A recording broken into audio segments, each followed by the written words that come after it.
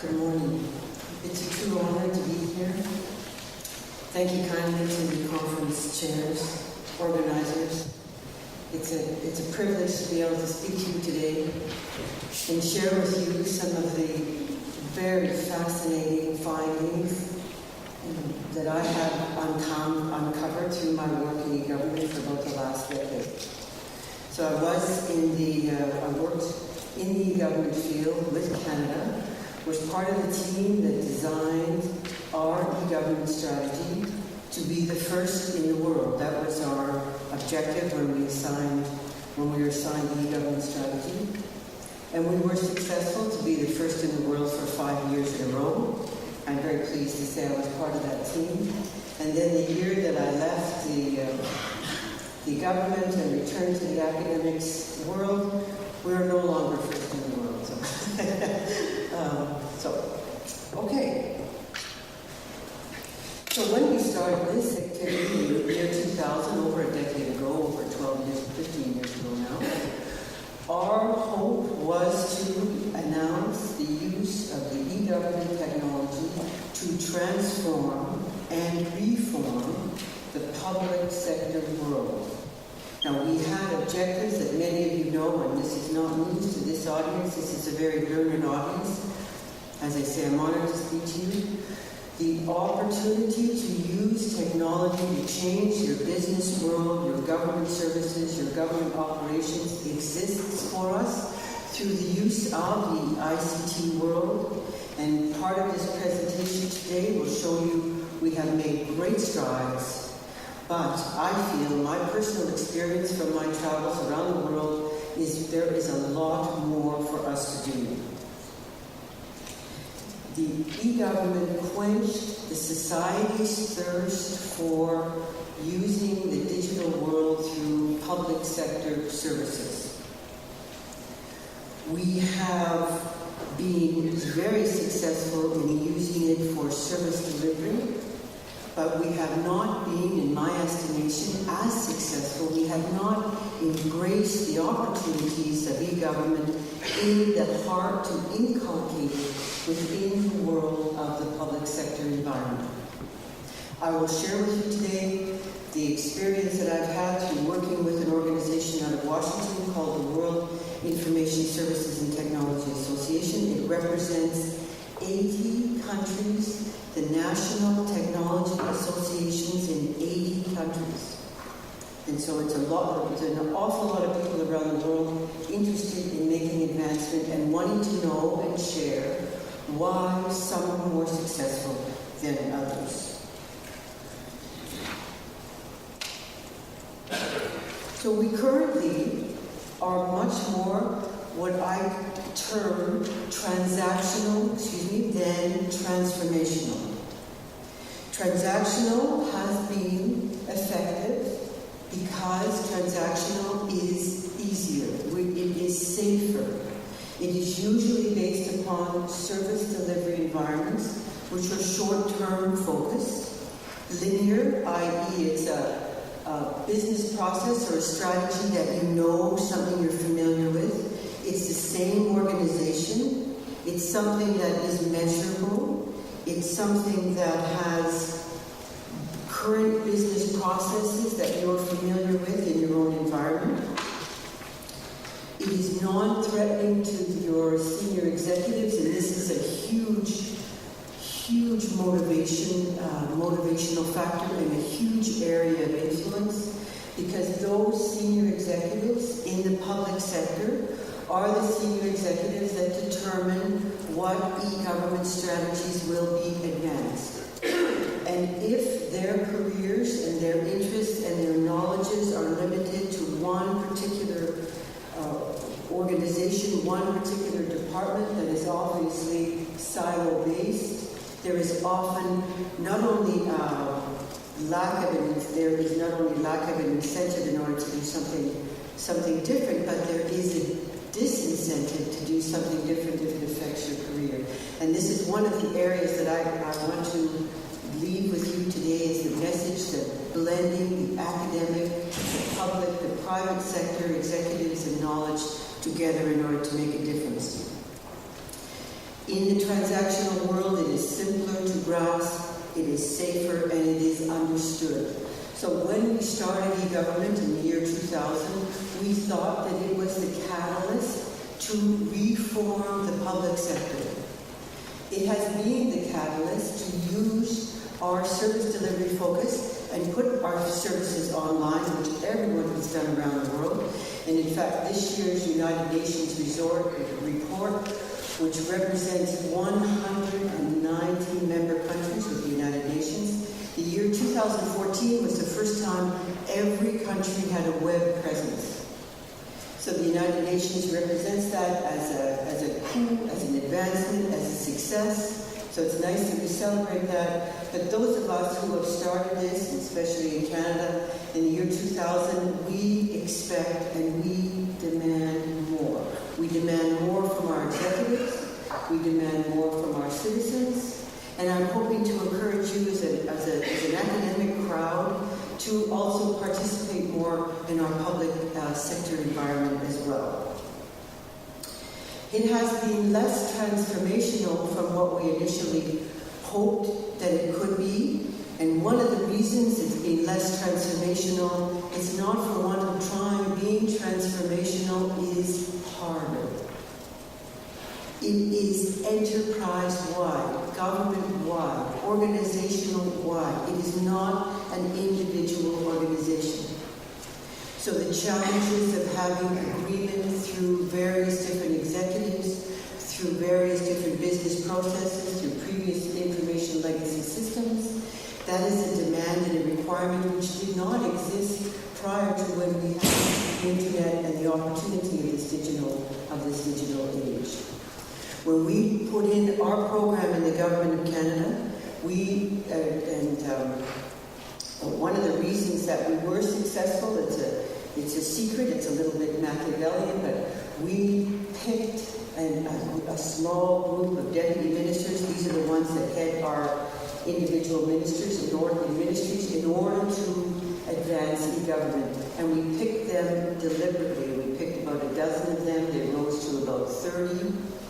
But it was very interesting to note that when we put this 30 people together to say we are going to make Canada the most connected government in the world, these deputy ministers had never met one another before. And they were not so interested in working together and sharing information because of these various reasons, that it was easier to do it as your own master, as your own silo.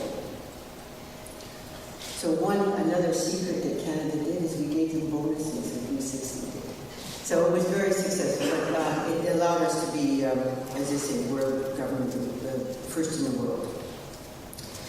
As I mentioned, it is government-wide, so it's all the roles and the services of the public sector, and that are not necessarily harmonious. We are demanding an objective which is very complex and demanding. We have shopping malls that have all the same functionality, they're all in the retail business, they're co-located, they're all in the same environment, and yet they do not share data and integration and have interoperability the way we demand of a government service that has forestry in Canada, forestry, public sector, health, policy, transformation, and transportation, areas which are very diverse, and yet we have an expectation that they should be interoperable, integrated across all these various areas. And in our challenge for Government of Canada,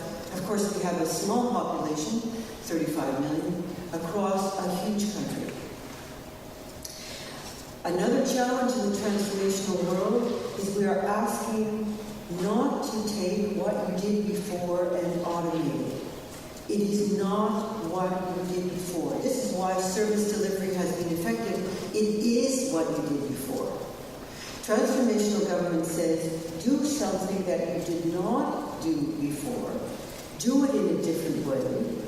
Do it with different players, different technologies. And there is no single deputy minister in many areas that is responsible for driving it forward. You'll see later in my presentation how I highlight that role of driving it forward. One opportunity is through the project management environment, and you'll see how I think that's one way that we can make success. When you think of one of our trial solutions in Canada was to have what we call a lost wallet program. Everyone in the room, and I know especially ladies, if you ever lose your purse, imagine the documentation that's in your purse, and men, gentlemen, your wallets, all of your passport, your driver's license, your health cards, all your personal information, your credit cards, they are all for different organizations, different governments, private, public, different roles. So we say we had a challenge to say, let's do something in e-government, which is transformational, which reforms what we do, which transforms what we do, and have an application that we call lost wallet. Now, one of the challenges of that is there is no individual driver. Who among you will take on the role of being the executive responsible for lost wallet when you have to be responsible for half a dozen federal departments and design something new? Very, very challenging when you do not have these processes announced in advance. Needless to say, in Canada, we do not have a lost wallet system, so I invite the academics in the room, work with us to find out what are the research opportunities to have such a magnificent, powerful future. Maybe it might be my answer to Noella's question for what will we have in 2025.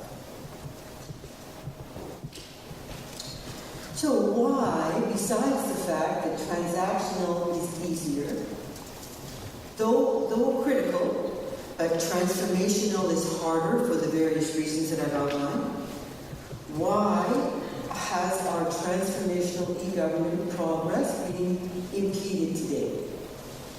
Now, many people in the world state that since we're of a digital revolution and the world is a digital world, that we should drop the e-government and we should talk about government is an electronic state. Government is a digital state.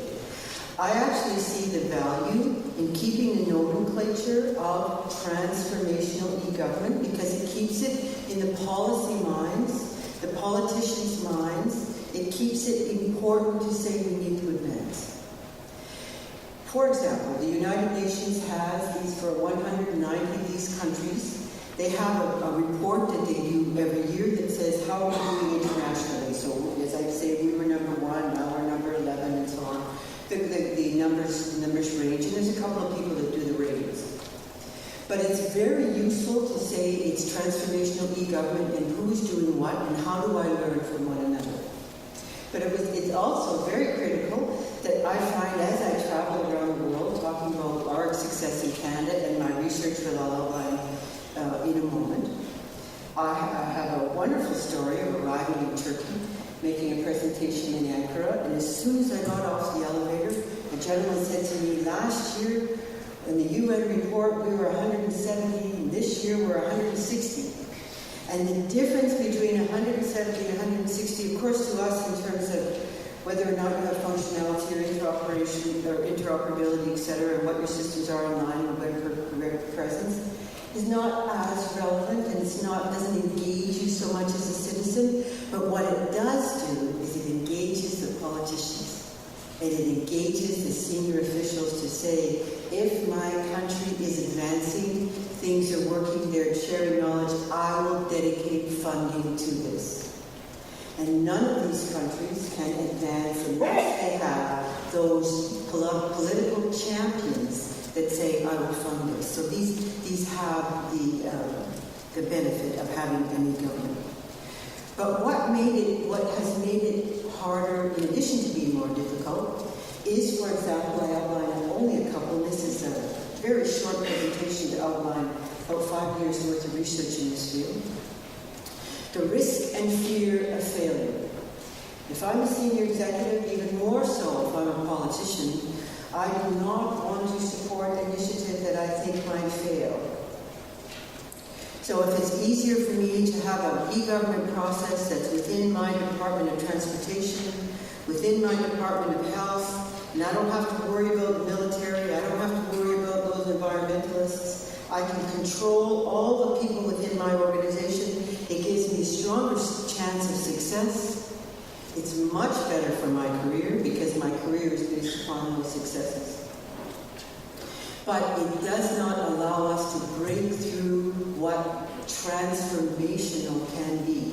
How can you use technology to inculcate it into the very heart of what the government of Canada does, or in all governments do? In this decade since we've been at this, though we have service delivery around the world, all of us have access to our internet from our home, from our pajamas. We can do our taxes, we can check our health records, etc. But we have been less successful in having any risk of a system that might not be so successful. We protect ourselves. Our very motivations, our very incentives protect ourselves. And in terms of a financial disgrace and a professional disgrace, in the last number of years we've seen a lot of very big issues where companies have had disasters in making advancement in the government, failures. We have a very, very high failure rate. Internationally, the number is almost 80%. So if you have failure rates that are 80%, there's not a lot of incentive for you to be creative, for you to be imaginative, for you to make a risk, to put in risk your career. When I worked for the Government of Canada, one of the items as being senior executive in the Government of Canada, as it is for many other governments, is you do not want to have your career on the front page of the newspaper. And so if anything goes wrong, it's better for you to be safe and be gray, be less creative. We also have found that in terms of using technology, though we have technology in service delivery, our business processes remain almost the same as they did a decade ago.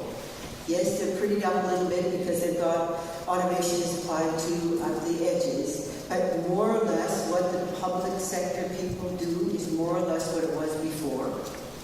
Because, in our case, because we have jurisdictional requirements that we have laws that have responsibilities by individual sectors, so it's much easier to respond within that.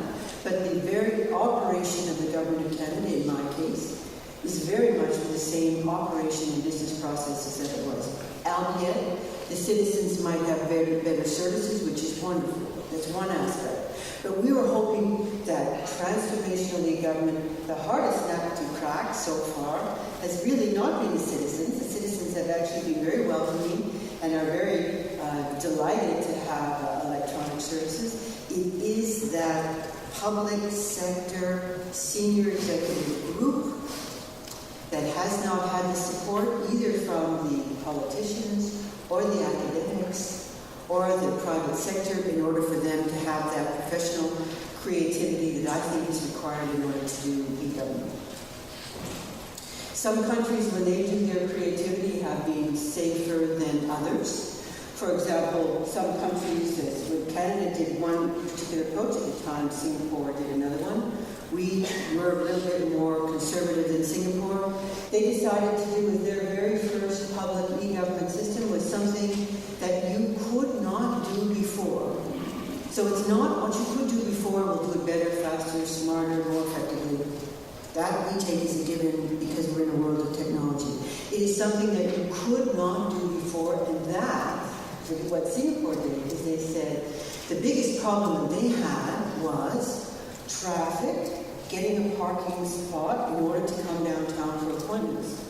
So you have parking, and who would think to put parking, associate a system that collected parking to your doctor's appointment, parking responsibilities to your appointment, to your job with your public sector environment. So when you have your doctor's appointment, you go from 10 to 11, that means you need a parking spot at 9:30. So the system, when you booked your appointment, then you're not driving around looking for parking and so on. It was a brilliant idea to engage citizens to do something that you could not do before. And this, I believe, is a world of academics to say you have the creative spirit to come up with ideas that help the senior executives and the public sector say, what can we do to make it more creative, to make it more transformational? We have seen in society, as you all have, that in the world of social media, in the world of Amazon, in the world of e-commerce, technology has exploded and things are done differently. Who would expect, even a couple of years ago, that you could order a book from Amazon and get it within a day, no matter where it is, and now we're going to get it through Chrome. The imagination in these applications, we have not put this imagination to our public sector world for all of these reasons that I outlined. So the public sector has not led. We have let society, the social media, we have let society lead. So we are at a position where I think the digital opportunities have only scratched the surface of the e-government world.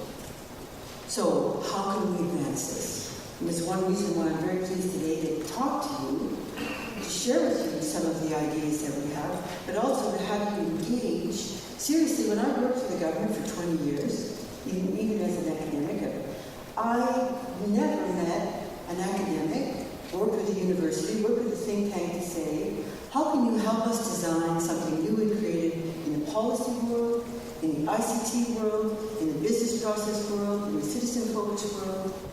The academics were in the think tanks not connected to us directly. So when we're undertaking these huge projects, and we undertook this project in Canada to be first in the world, and you think of the hubris of us to say that, we were younger then, that we said we would be the first in the world. We challenged this, and we did not have the support of any academic research or colleagues or ideas or papers. We just were bold and young and said we can do this, and we made it happen. In the transformational eGovernment world, my research has focused on what are the opportunities to address these areas that I have outlined as being difficulties, is why we're less transformational, and what have been the barriers that have impeded us to do that. Through working with this organization out of Washington, this WITSA organization that represents the National Technology Associations in 80 countries, I worked with them for 5 years to do 2 separate sets of surveys.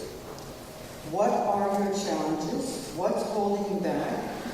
And what can we do about it? And how do you learn from one another? What is the way for you to have access to the information of one another? And this is hugely a problem, a huge problem.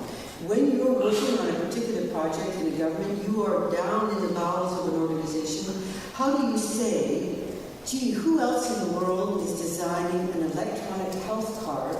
Maybe I could talk to them to find out what they did before I design an electronic health card, so that my chance of success would be that much higher. In Canada, one of our provinces tried this, the province of Ontario. We have 14 million people in Ontario.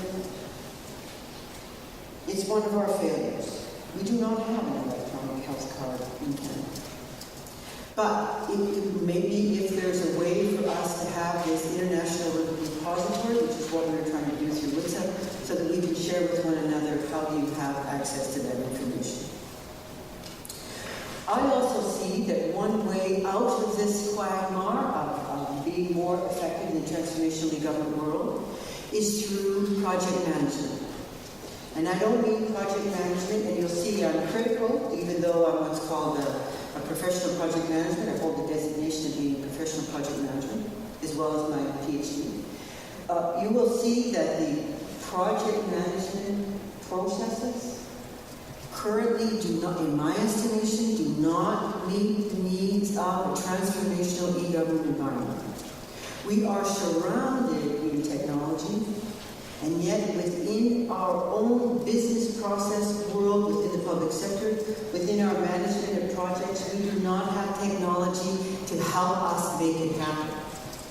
If anything, the technology that exists in the project management world is technology that you feed the beast. released, you report on processes, you report on government's committees, you're reporting to somebody else who's not involved in delivering on that particular project.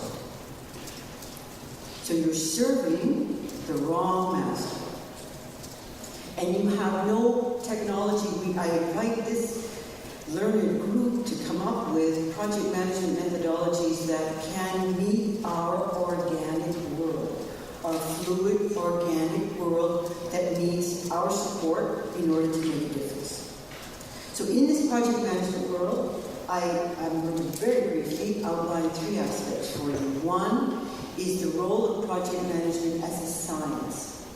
And that one is the science of not using project management as the quintessential checklist when you start a project, but rather to use it as a technological enabler to bring the project to life and use it as a mechanism to allow it to be more results-focused as opposed to process-focused. Secondly, I will talk to you about the fact that you need a project management environment and methodology that is informationally enhanced. When we talk about things like lessons learned, I'll talk to you about things like managing different stakeholders. The project manager has no way of accessing these lessons learned. The project manager has no way of using technology to find out all these differences of these stakeholder interests. Imagine in Canada when we said we would be first in the world and we had our first meeting with these deputy ministers from 12 different federal departments. We had a deputy minister of defense, a soldier. He came in his uniform and all his beautiful stars, and he was this general. Then we had a deputy of the environment who came in his jeans and leather patched corduroy jacket. Then we had a doctor who was managing Health Canada.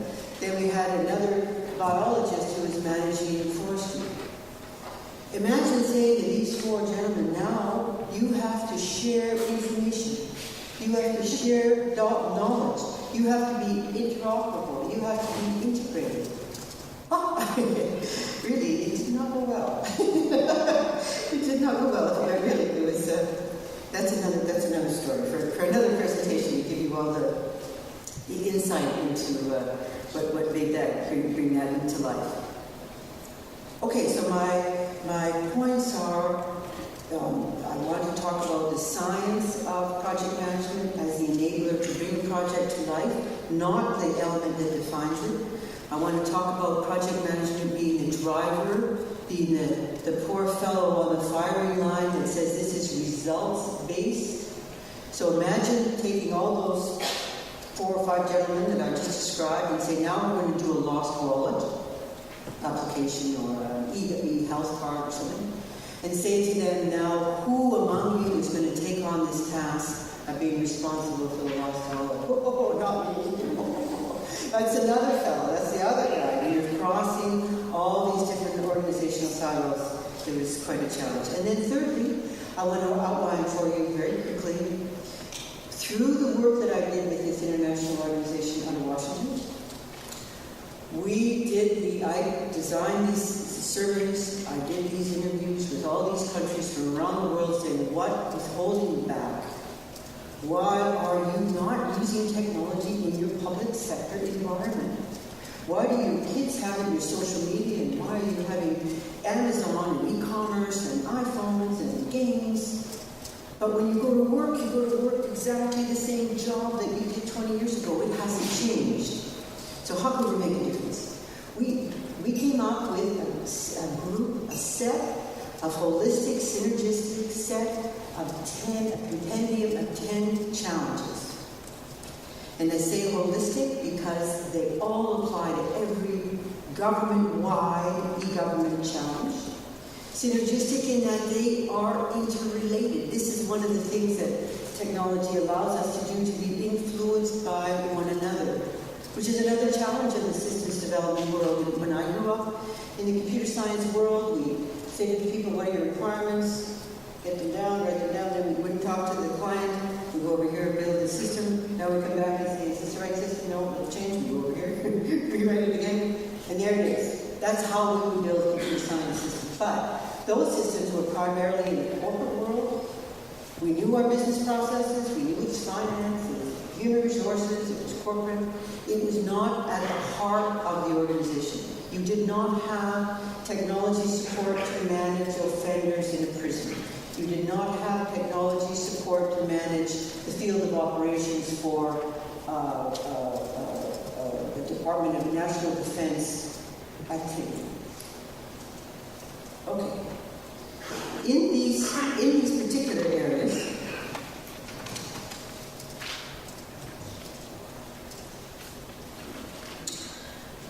I would love the time to highlight all 10 because they're all very interesting and all relate to one another, but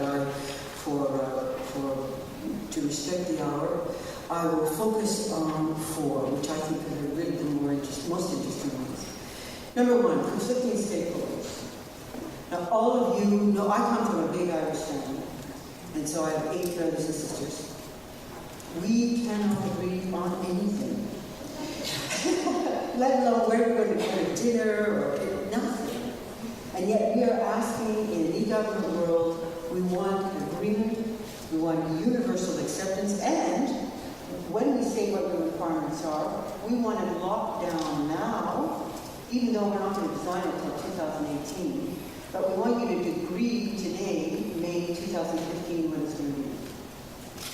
Where I teach in the University of Ottawa, we have some fun in our classes on, we demand the specificity in our computer system demand, in our work, our systems development work.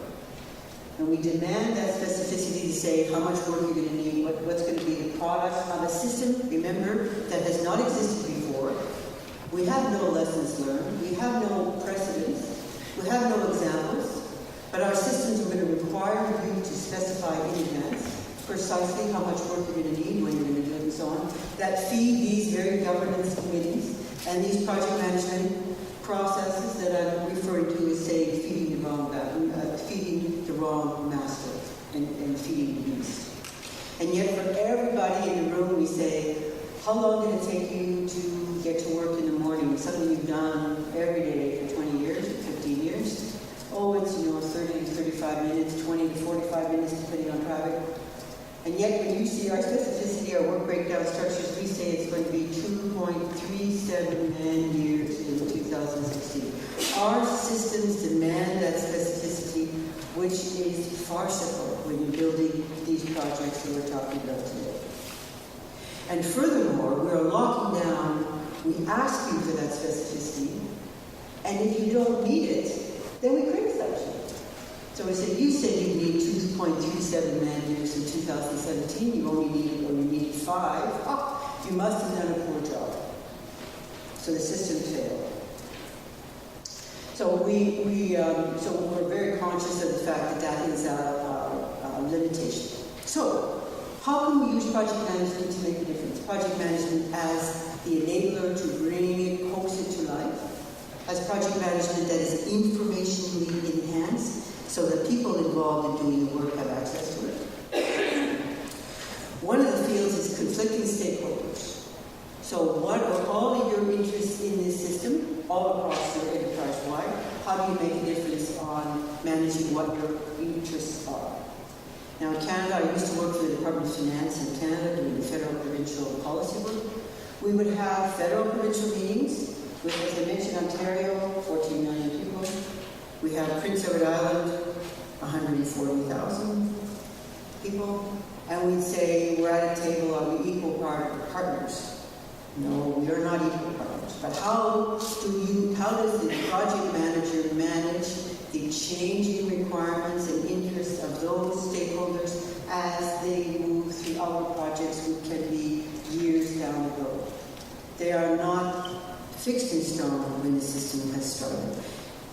Project management methodology that is enhanced with information support could help manage all of those conflicting stakeholders. And it would help them know what are the interests, how does it affect the systems, how can we manage that, and what is the difference as it moves throughout the government-wide, enterprise-wide methodologies that currently do not exist, in my view. Another one that I'll highlight, which is interesting, interesting, and actually I find them all particularly interesting. I'd be happy to talk to you about them another day, is what I call the outdated business models, number 3. Eliminate these business models. These are the ones that say, if you meet those requirements of being accurately forecasting what your measurement performance indicators will be, how much you'll cost, what will be your savings, if you are able to affect that, then you are the one getting the money, getting the support in order to do that system.